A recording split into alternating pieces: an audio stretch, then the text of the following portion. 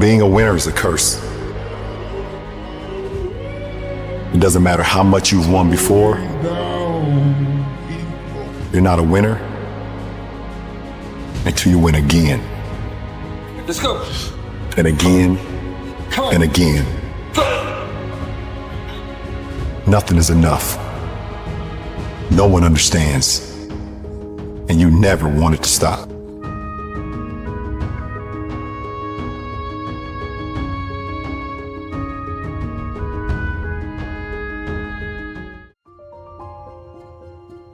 The process of discomfort is inevitable. You have to go through it.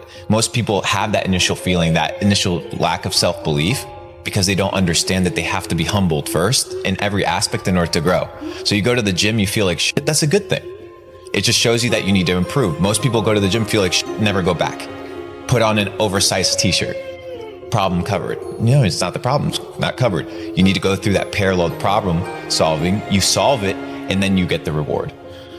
A lot of people are afraid to even try hard, because then if you try hard and you fail, you feel like a failure. But the aspect of being a failure doesn't come from the success in the end. It comes from if you really quit on yourself, or if you don't put in the effort you know you can put in, and you're kind of holding back on your true potential. That's when I think you really deep down feel like a failure. I sat there for a while and I was like, man, no one's gonna come to help me. No one's gonna come to help me. It's me against me, period. I'm a go-getter. I'm a winner, and I'm gonna always find a way to come out on top, no matter what position you put me in. Just like, all I do is kick ass and say, line them up. Put the next one in front of me. You have to have the ability, when it comes to discipline, it's like you have to sacrifice loved ones for a long period of time if you want to be great. It is very unfortunate, and you feel it at times. You know the saying, if it's too hot, get the hell out of the kitchen. Yeah. Sometimes you just gotta get out of the kitchen because it gets hot. But you have to have a discipline to, sometimes you have to sacrifice loved ones in order to be great, because they don't understand. And that's okay. They don't understand what it means to, like, I am getting up every single day at 5 or 6 a.m. And when I get home after everyone leaves the gym, I'm gonna take a nap. So now you're sacrificing your loved ones because you're not spending time with them. And when I wake up, I'm probably gonna train again, and then I'm gonna have dinner, and then I'm going to bed. And I'm gonna do that every single day for a long period of time. Self-talk and visualization are the two keys to my success. I believed I was indestructible because I took myself in that chair, crapping up my back, peeing blood down my leg, shin splints, stress fractures. I use all that for motivation versus negativity.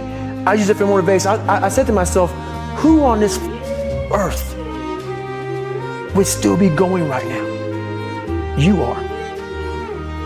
The world is there for the taking for anyone who can learn from their mistakes, do what they say they were going to do, and stick with it, even if it's not sexy. What used to make a man acceptable now makes you extraordinary. The bar for winning has never been so low. One thing I've learned about myself is that I can't be held down. I'm not held down very easily I just can't be held down, man. I deal with adversity very well, man. I always find a way to get my shit together and dig myself out of situations. For me, anger was good. Anger was good because it was motivating. The more I could create an enemy, the more I wanted to go out and kill those guys. There are winners, and there are losers, and there are people who have not discovered how to win. All they need is some insight or a different strategy, a plan of action to make some adjustments that will open up the key to a whole new future for them, that will give them access to the unlimited power that they have within themselves. That's all that they need. So what I want you to do is think about something you want for you, that's real for you, that's important for you, that will give your life some special meaning and power. I don't want you to assume that. See, 5 years ago when I started out in this area, I would not have been able to make the mental leap that I would be up to where I am right now. I don't want you to begin to just psych yourself out. No. I want you to be able to say something to yourself that will enable you to maintain a level of integrity with yourself. That when you say this, even when you face tremendous setbacks, it will be a benchmark to keep you in the game, to keep you moving forward and experimenting and readjusting your strategy and your plan of action, continuously looking for ways to win. And there are those of you in this room, you are great. You are phenomenal, and you're not walking in it. Because you don't know who you are and what you want. If you're going to do it, do it. Say what you can do. Do what you say. If you can't do it, don't say you can do it. Don't over-leverage yourself. Don't over-leverage a decision and then jump in and kind of dip a toe. I think I'll try it out. No, think if you're going to try it out beforehand, but when it's time to go, dive. Don't leave it and go, ooh, if I just would it. That keeps me up at night. I think it keeps a lot of us up at night. Finding out and looking in the mirror and going, I didn't half-ass it. I went all the way. I found out. Then why didn't you quit? You knew I was trying to get rid of you, yet you stayed. Yeah, I stayed. I stayed because every time you threw a brick at my head or said I smelled, it hurt. But it could never hurt more than it did every day of my life just being me. I stayed because I thought if anyone could change me, could make me not me, it was you. Because you had the talent to become a good fighter. And instead of that, you became a leg breaker. Some cheap second-rate loan shark. So living? It's a waste of life.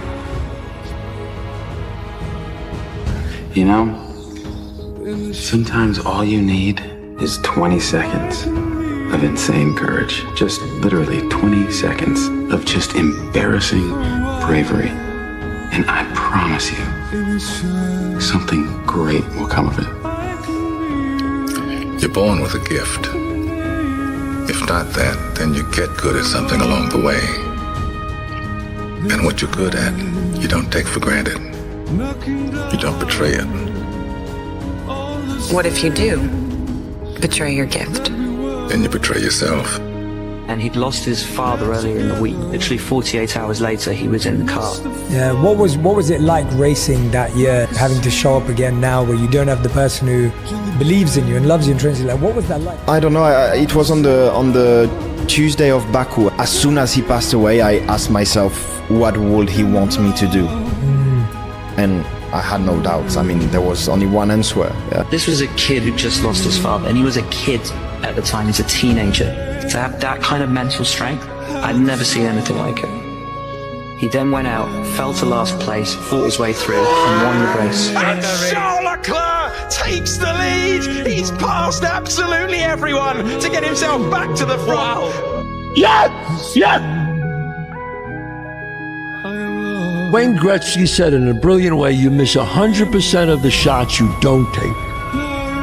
One often meets his destiny on the road he takes to avoid it. Your mind is like this water, my friend. When it is agitated, it becomes difficult to see. But if you allow it to settle, the answer becomes clear. You just gotta quit tripping while you're in the process. Because the process is necessary. You may not see it now, but when he gets you on the other side of it, you're gonna see exactly why it went that way. And you're gonna be okay with it. But quit tripping during the process. When will I know I'm ready? You won't. That's all it is, Miles. A leap of faith.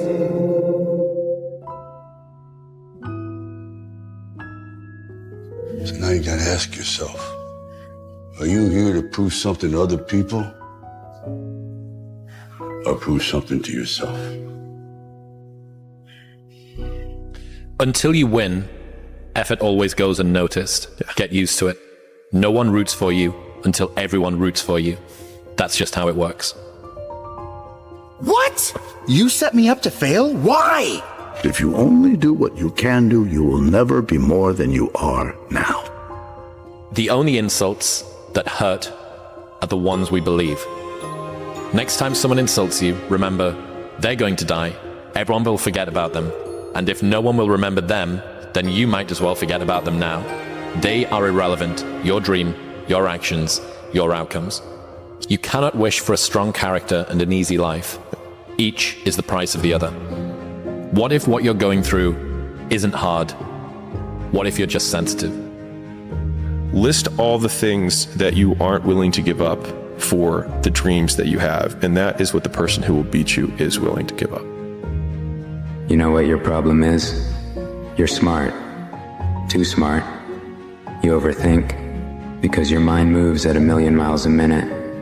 You're sad because you're not fooled by the world like everyone else.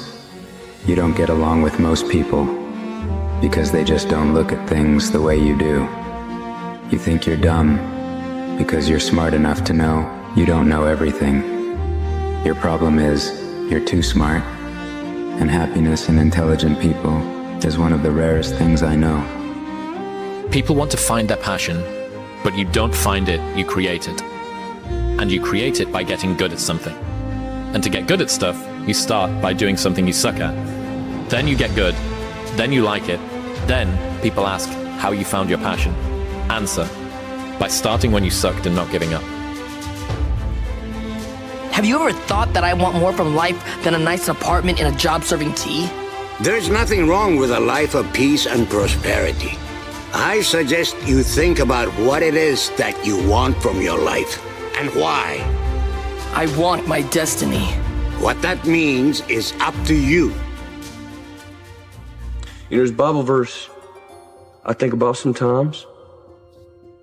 Many times. It goes, "Then I heard the voice of the Lord saying, whom shall I send? And who will go for us?"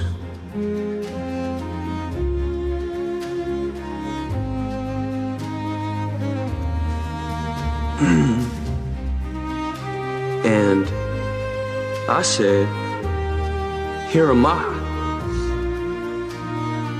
Send me." When I had my accident, I found out at that moment, nothing in life is promised except death.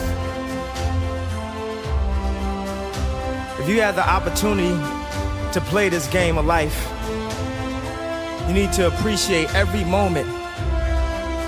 A lot of people don't appreciate their moment until it's past.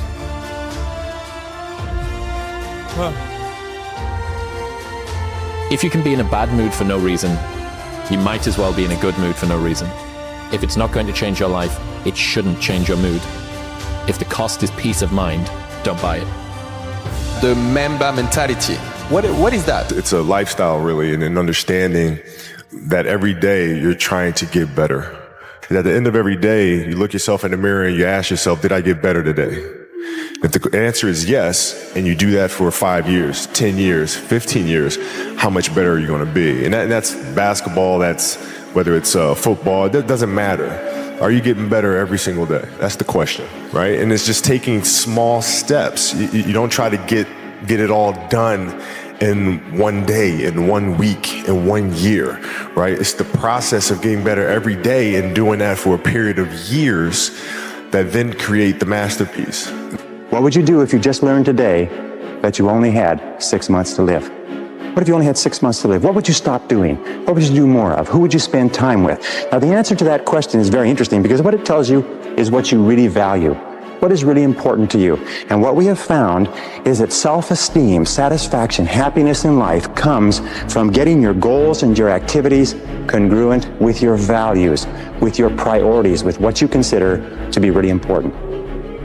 Build belief, build confidence to the point where nothing can hurt you because you know exactly who you are. You've faced your demons. You were able to hear all your past traumas. I'm no longer embarrassed. I'm no longer ashamed. Being ashamed is one of the biggest things that kill people nowadays. In their minds, kill them from moving forward. I'm ashamed of myself. Don't ever be ashamed of anything you've done in your life. Face it, fix it, make it better. The only way to succeed in life is you gotta show up. You can't stay home. You wanna be a success, you have to show up. Maybe someone's don't like me, but Because maybe I'm too good. Hey, look at this dude right here. This the one who talk about all the things he gonna do but don't do it. This him. This the one who always telling everybody that he's gonna do this by the end of the year but never completes it. This is the capper. You tired of that label? Do something about it. Be safe though. It could be you. It could be you if you just get the up, see what you want to do, tunnel vision. F the parties, the distractions, all that. Because when you get, bro, I'm telling you, bro, once you get your hands on where you want to be at, you gonna feel it. And once you get to be able to take off, and once you feel some traction, you got to just keep going. You feel what I'm saying? All that gonna come after, bro.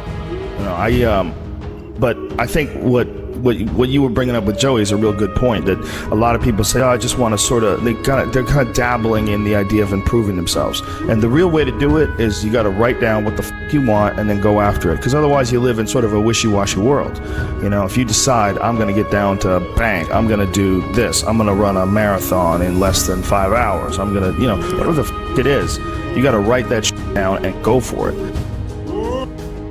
Don't ever pass up an opportunity to be of encouragement to other people. Don't ever pass up an opportunity to inspire someone. Don't ever pass up an opportunity to empower someone. Don't ever pass up an opportunity to show someone love. Because the thing about it, my wound, like you can see this.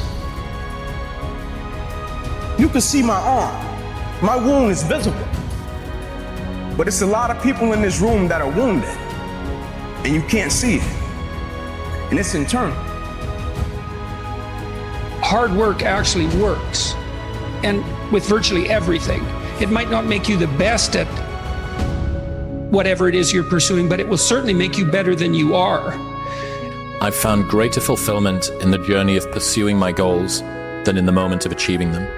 To tell you the truth, I don't know if it's special. Only you're gonna know that when the time is right. And it ain't gonna come overnight.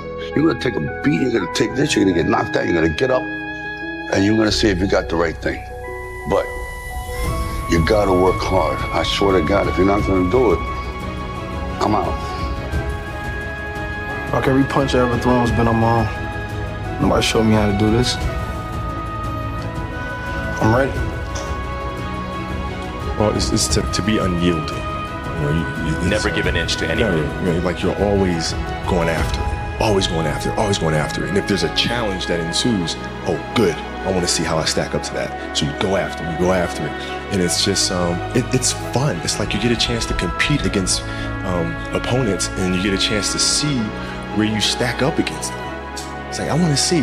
Maybe I'm not good enough today. If that's fine. I'll be good enough the next time I see you, though. You know, and you get a chance to always measure yourself. So I guess that's where relentlessness comes from. I wanted to read you a quote from 2013 that you said. I've lost my mind on this game, like Vincent van Gogh, dedicated his life to his art, and he lost his mind in the process. That's happened to me, but when that gold belt is around my waist, when my mother has a big mansion, when my girlfriend has a different car for every day of the week, when my kids have everything they ever want, then it will pay. Then I'll be happy. I'm happy I lost my mind. How'd you get good at this? Honestly, I made a lot of mistakes. That's the secret? Just f*** up? It might be, you know, f*** up. I think as I started early, I got my skill set up really quick, and then started to feel like I was really the best, you know? Like at all these really good places, I really was the best cook. And then I started at this really great place as a commie, and this other chef started the same day as me. And I thought we were competition, but really we weren't.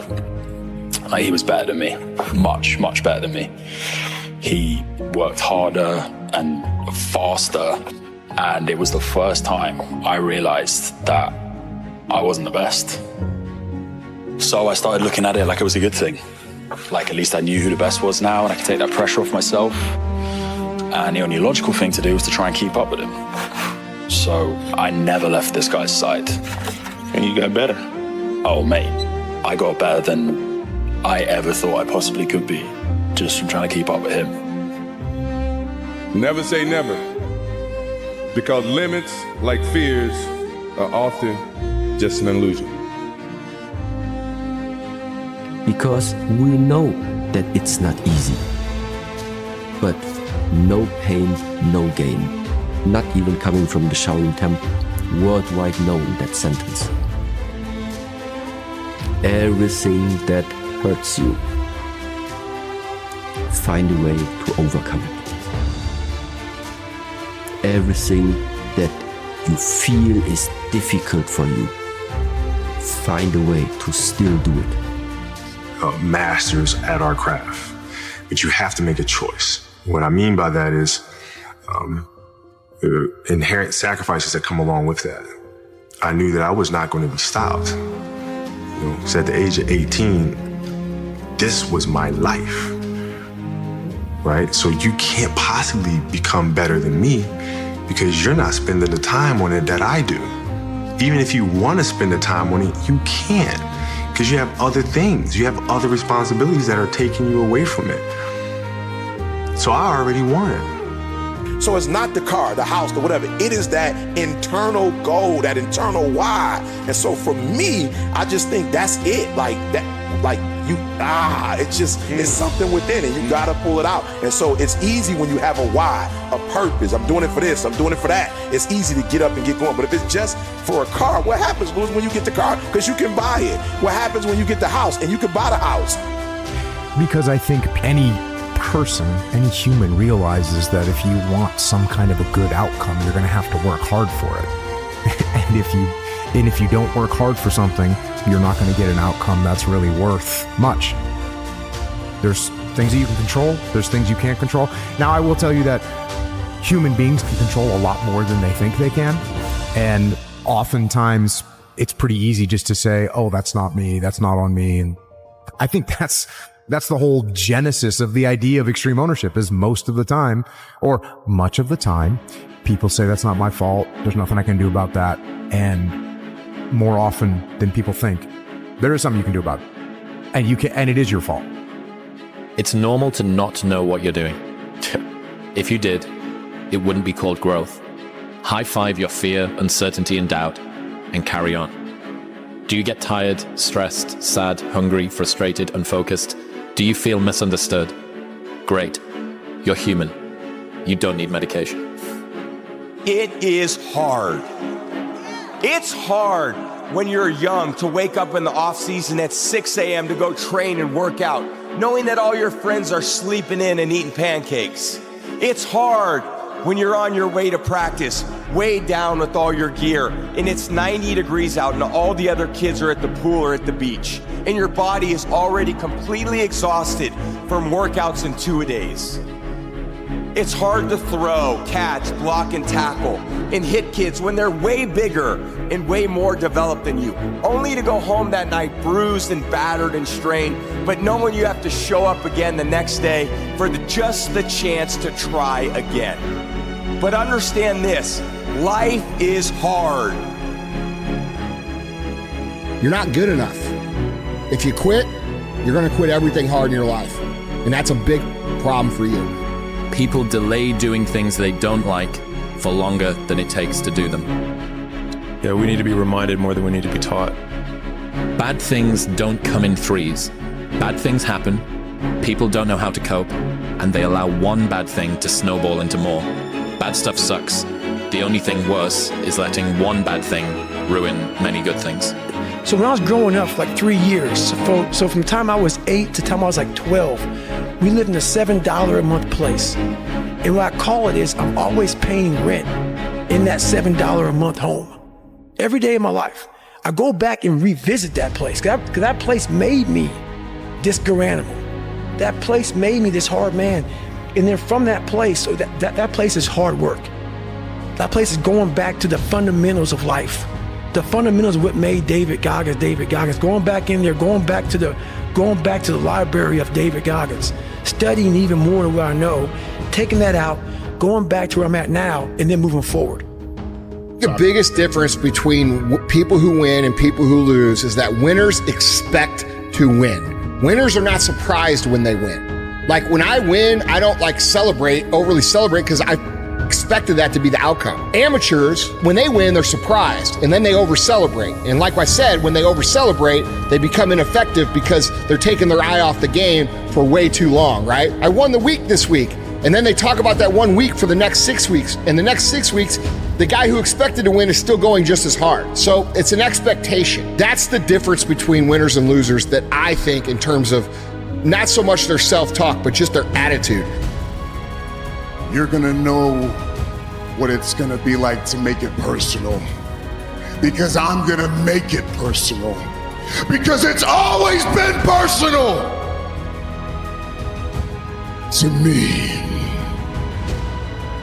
You identify with this gift. We all got the gift. This is something that we've all been blessed with. At some point, if we listen to that little thing that speaks to us inside, some people call it instinct, some people call it a vibe, some people call it an energy, whatever the fuck you call it. Some people call it a voice. Whatever that thing is, bro, if it sparks the thought that changes the whole trajectory to what your life can evolve into because you took a second to listen to that shit, you are identifying with your blessing, you are identifying with your gift, and at that point, you learn what the fuck it is and become one with it and walk in your purpose, bro. The key is time is precious. Now let me give you Bill Bailey's description of time. Life is not just the passing of time. Life is not just the passing of time. Life is a collection of experiences, their frequency, and their intensity. Life is not just watching the clock tick away. Life is a collection of experiences, their intensity, their frequency. When my friend Mark died at age 44, someone says, that's young to die. But what if he lived 4 lifetimes in one? It might not be too young. So here's whatever the span of your life turns out to be, here's what you want to fill it up with: experiences and the intensity of those experiences. And if you lose that, not only are you not going to be successful in life, you will also lose yourself, and you will be you'll be unhappy, you'll be alienated from who you are.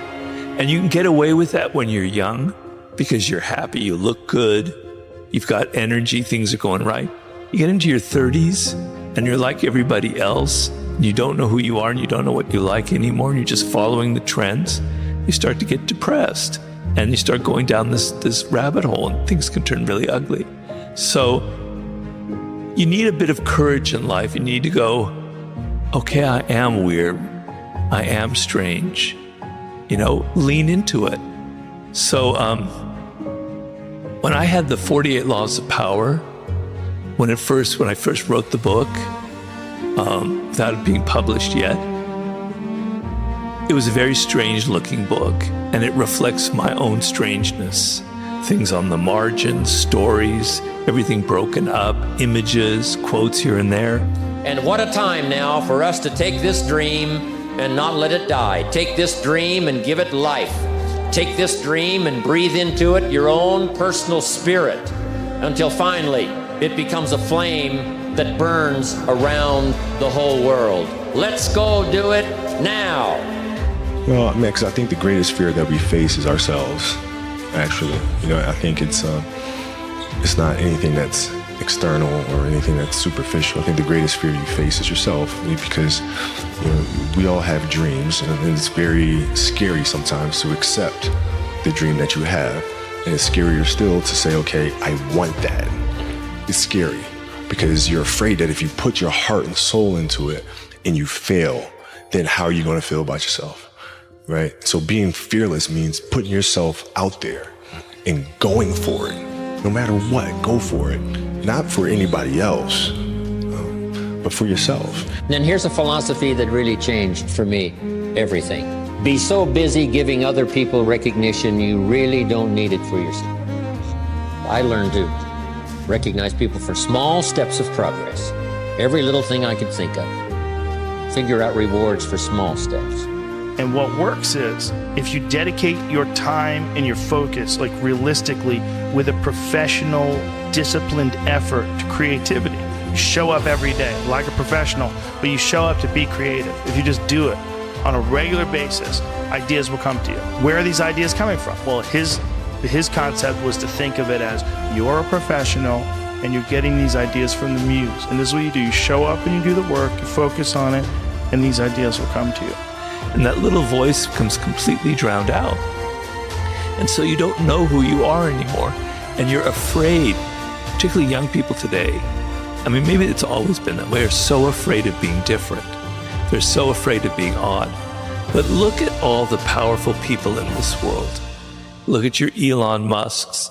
Look at your celebrities in entertainment, in business, in politics. They're one of a kind. They have like, I hate that word, but it's like a brand. They're different. They stand out for something that's truly different. You know, even Albert Einstein, there's nobody else like Einstein. There's nobody like Da Vinci. Okay? That's where your power lies. And you'll go, oh, but Robert, those are people that were brilliant, that were talented. I'm not like that. I don't have that. Well, bullshit. You do have that. It's just you're forgetting about it and you don't want to put the effort into it. And there's no one more narcissistic than someone who's smart. And if you are smart, that's a real temptation. It's a real temptation. It can make you bitter as hell. The most bitter people are the smart people who aren't successful, because they feel that their shining light wasn't given due course and that the world should fall at their feet, and didn't. The way the world works, you don't get a gift without a corresponding temptation. And intellect is certainly, it has the same characteristic. You can go very spectacularly wrong if you're smart. And it's pride that does that. When you set a dream and you say, this is what I'm going to do this, I'm going to do that, and you make a plan, and the plans are good. But if you come to a certain point where there's a tree across the road or the bridge is out, you can't say, well, there goes my dream. You've got to be flexible. Well, what am I going to do? What adjustments am I going to make to be able to still get to where I'm going, to be what I want to be? You need some flexibility. You need discipline. You need personal discipline. There's times when you don't feel like doing what needs to be done to get this. But you got to say, feelings has nothing to do with it. This is my dream. This is what I'm going to do. Lots of people associate working hard with not making progress. Therefore, working feels like wasting. So the idea that working hard doesn't make progress is one of the biggest farces that exists in humanity, right? And so if there is anything that's eternal for us, at least as individuals, it's going to be who we become in the process. And so one of my favorite quotes is, the work works on you more than you work on it. And so if you want to be the best in the world at something, you do the work to become the best in the world, and the work works on you. And so, I mean, there's a biblical proverb, I think it says like, there is profit in all labor. And that means that even if the thing that you're working on right now doesn't amount to the outcome that you expected that it would, it doesn't mean that you don't become better through doing it. And so the whole point of the human race and the human mind in itself is evolution, whether it's evolution spiritually, physically, period, evolution. The purpose from birth is creation. That's all humans do. Everything around you was created. You were created. That table over there created, this chair created, this mic created, that camera created, that hat created. The whole point of the human race in itself is creation. Before now, when there was at least ideally the belief of two human beings on earth, everything after that was a creation in itself. The whole point is evolution and creation. If you're not evolving, you're doing something wrong. So anything that takes away the power of your mind is keeping you still and delaying your evolution. The whole point of life is evolution. Study your laws of the universe. The law of attraction, the law of abundance, the law of equivalent exchange. Study your laws, the laws of cause and effect, the karmic cycle. Study your laws. Dwell into your mind, meditate. Understand that you can alter your realms by your train of thought.